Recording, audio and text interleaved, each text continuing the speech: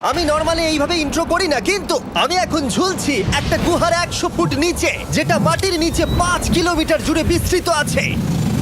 আর আমরা এটা পছন্দ করি বা না করি, যখনই আমি আর আমার বন্ধুরা মাটি টাচ করলাম, আমরা অফিসিয়ালি এখানে আগামী 7টা দিন কাটাতে চলেছি।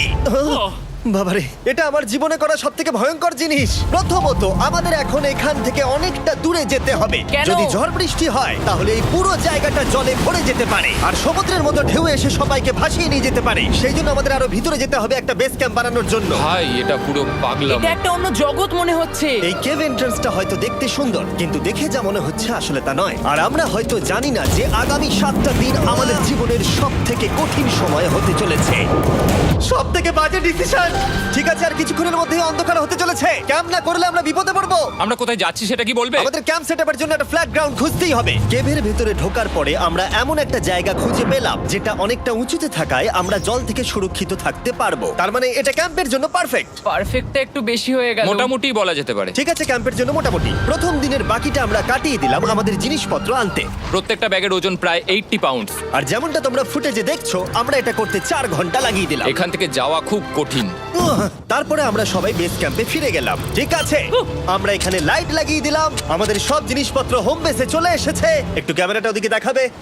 ওদিকটা কিন্তু ভয়ানক অন্ধকার, আর সবসময় এরকমই থাকবে। তাই আমরা ক্যাম্পিং গ্রাউন্ডের জন্য খুব বেশি কিছু করতে পারলাম না। কটা ফুটো করে দড়ি টাঙিয়ে দিলাম। এটা ধরো আর ওঠো দেখি। মনে হচ্ছে আমাদের হ্যামকগুলো ভালোই সাপোর্ট পাবে। আর তারপরে আমাদের সার্ভাইভাল গাইড জোয়ের সাহায্যে আমরা হ্যামক টাঙালাম। এই সরু দড়িটা আমার হ্যামকটাকে ধরে রাখবে। হ্যাঁ।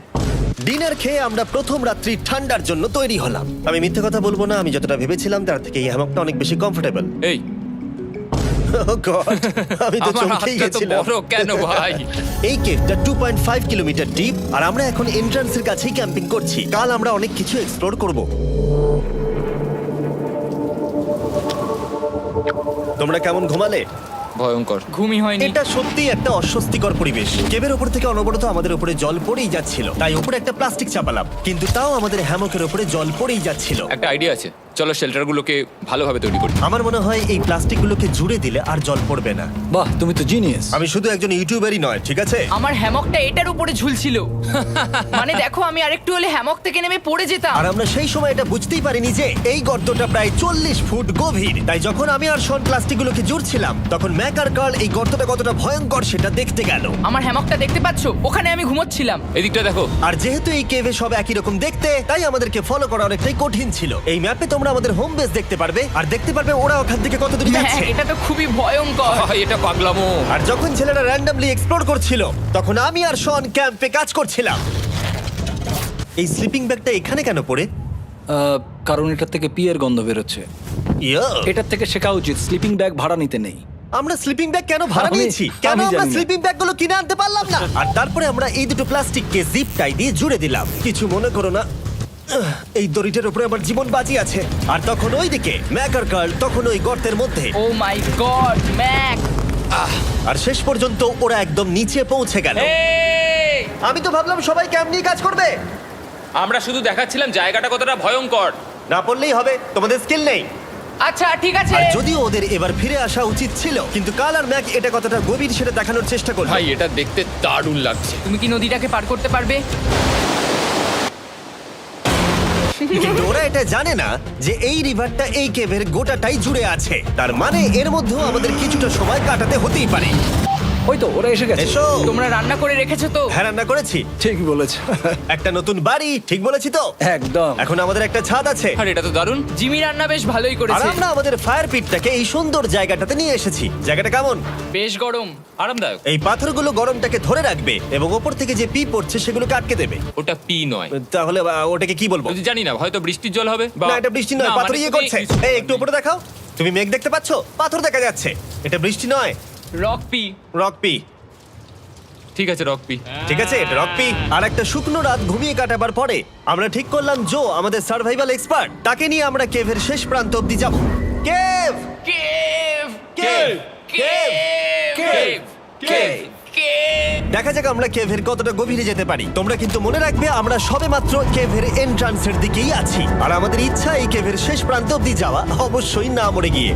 ও মাই গড, এটা তো খুবই স্টিফ। আরে এটা তো সবে শুরু। আমরা কেভের আরো গভীরে এসেছি। তোমরা সবাই সাবধানে আসবে।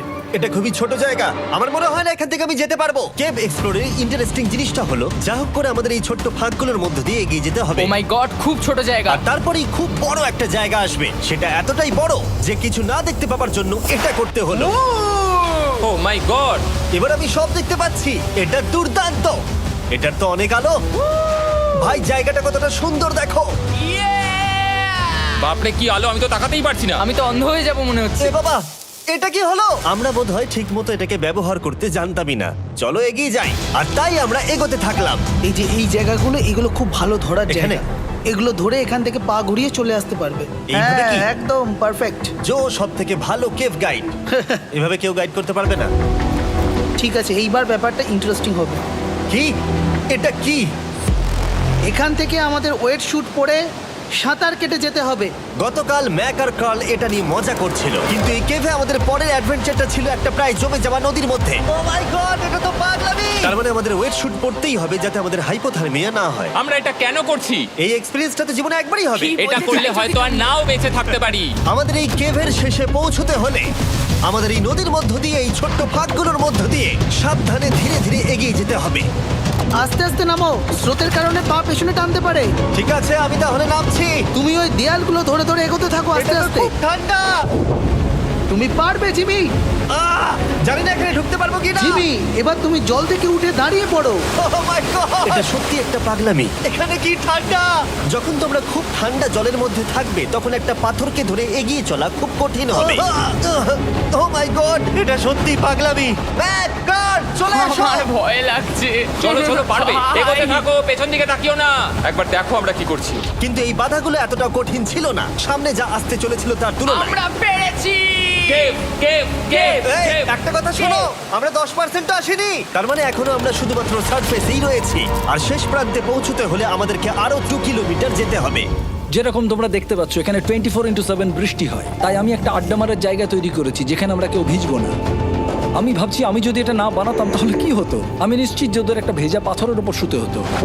আমাদের ক্রমাগত এগিয়ে যেতে হবে এবং শরীরটাকে ভিজে রাখতে হবে। ঠিক আছে। নইলে আমাদের শরীরের তাপমাত্রা কমে এটা যাবে। এতটা কঠিন কেন? সব থেকে বাজে ব্যাপার হলো আমরা যতটাই দিকে এগোবো ততটাই আমাদের পিছন দিকে ক্যাম্পে ফিরতে হবে। আমাদের পরের বাধাটা হয়তো জলের মধ্যে নয়, কিন্তু তার মানে এটা নয় যে সেটা সহজ হবে। আরে এটা কি মাকড়সার জাল? কিন্তু আমি মাকড়সা দেখতে পাচ্ছি না। তার কেন? মানে ওটা আমাদের উপরে আছে। আরে তোমার গায়ে, তোমার গায়ে। আমার বন্ধুরা বলতে বাজে।